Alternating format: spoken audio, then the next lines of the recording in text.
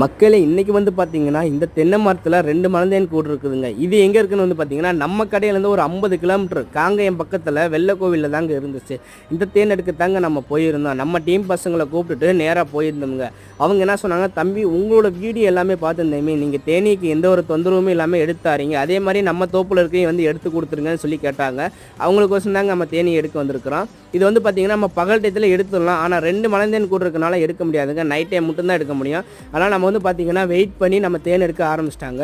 நம்ம சூட்டையை வந்து பார்த்திங்கன்னா தேனீக்கு முக்கியமாகவே சூட்டை தாங்க. அதை பற்ற வச்சுட்டு சூட்டையை ஆனால் தேனியை வந்து கூட விட்டு போயிருமுங்க. புகையை போட்டதுக்கப்புறம் தானாகவே கூட விட்டு கலைய ஆரம்பிச்சிச்சுங்க. இந்த தேன் எடுக்கிற வீடியோ எல்லாமே அப்படியே டேரெக்டாக நேச்சுரலாக அந்த அண்ணன் பார்த்துட்டு, தம்பி எனக்கு ஒரு 10 கிலோ தேன் கொடுப்பான்னு சொல்லி அங்கனே வாங்கிட்டாங்க. இந்த தேன் வந்து பார்த்திங்கன்னா அவ்வளோ சூப்பரான தேனுங்க.